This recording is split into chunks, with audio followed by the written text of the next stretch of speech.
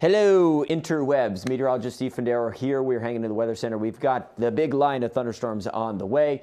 Don Slater's here as well. We're going to have updates for the rest of the afternoon. We want to give you just the heads up before the heads up. We did anticipate a line of strong thunderstorms to move into the region. We know it's very, very windy outside. We can feel that. We will have the potential for some damaging wind sometime this afternoon. We talked about it being after 2 o'clock. It's 2 o'clock right now. The line of thunderstorms as we speak is near I-95. So after 2, really right around that evening commute, it is going to be howling into the region here. My microphone is on. Let me know if y'all could hear me. I'm getting some comments that say no sound. Let me know if there is some volume coming out of this. All righty here. All right, let's get forward and moving forward with the forecast. So line of thunderstorms remains to our west near the I-95 corridor. There's a couple severe thunderstorm warnings associated with this line. And one thing that is tricky with this forecast and one thing that we've had to kind of take note of is that the line of thunderstorms is not going to be a perfectly drawn line. There's going to be sections and segments that are kind of broken up, and that will likely cause maybe a little bit of rotation or maybe some pockets that have stronger wind.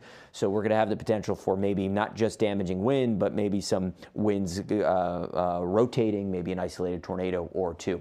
The first warning let's focus on is inching closer to Surrey and Sussex counties right now near the James River. That warning connects almost to about Williamsburg area right now. But this thunderstorm is kind of getting bottled up by a lot of the rainfall around it here. So I wouldn't be surprised if this turns into just a lot of heavy rain for the middle peninsula, northern parts of the peninsula, and parts of the northern neck here. Wouldn't be surprised if it just turns into some heavy rain with the threat of some wind. I mean, it's windy outside right now as we know it. Let's head towards the west near Emporia. This severe thunderstorm warning was newly issued just about 10-15 minutes ago, and it does include a zone of heavy rain farther southwest of Emporia.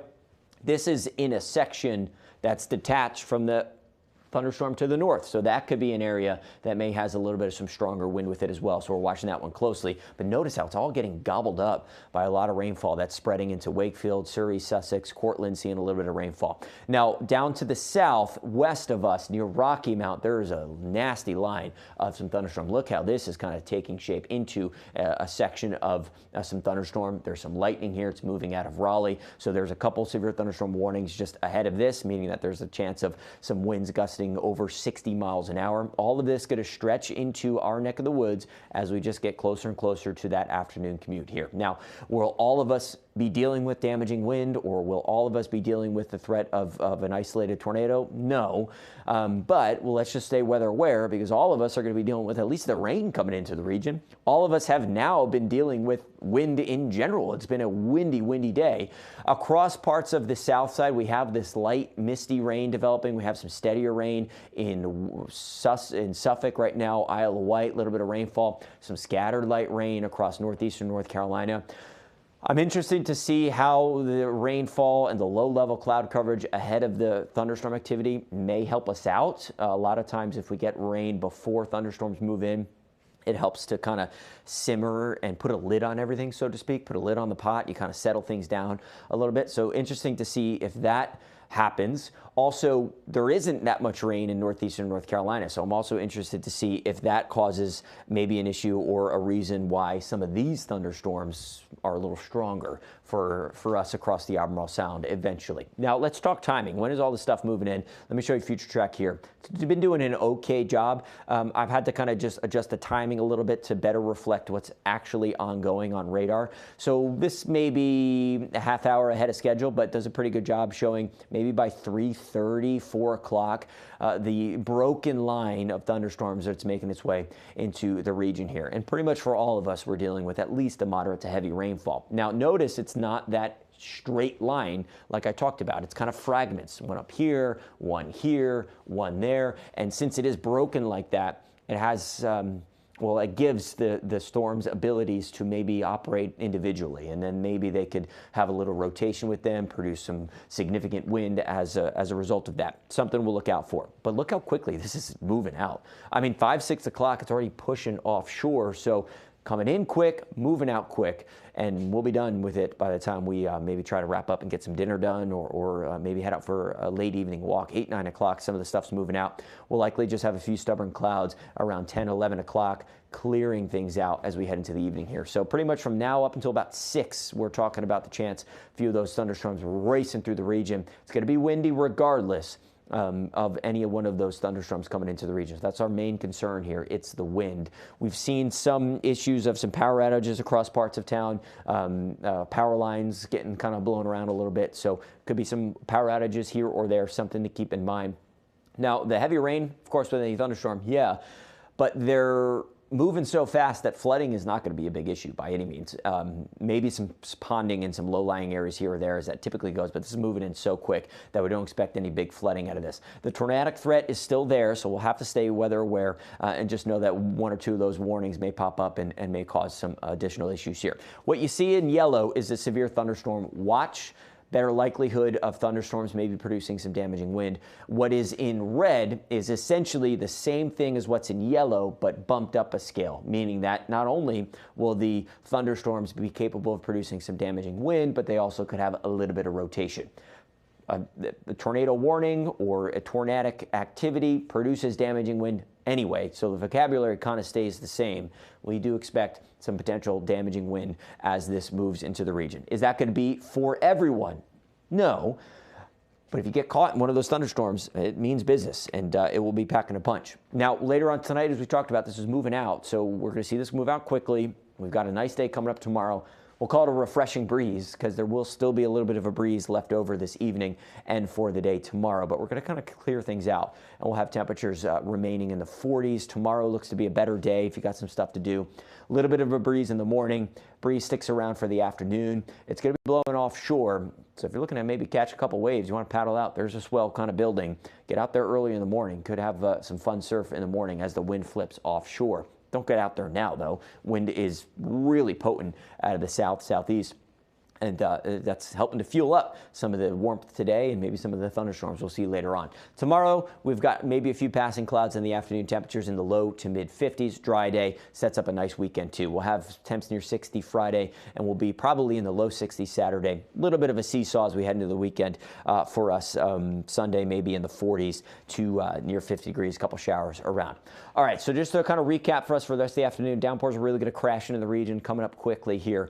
Keep in mind we have the chance of maybe an isolated tornado or two, or just in general, you may have a chance to see some damaging wind gusts. So honestly, just make sure the stuff is secure in your backyard or front yard. You've got some stuff on the front porch, maybe some potted flowers are out there. Maybe you got excited and you put the succulents out.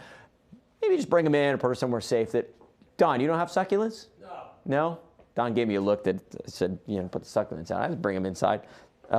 So just kind of secure some loose stuff around town. It's going to remain pretty breezy this evening. There may be a couple trash bins blowing down the street. So trampolines as well. Don just shouted out from the back. If you got trampoline in the back, you flip it upside down, right? That's the tick to do. Yeah, flip it upside down, then put some lawn furniture on top.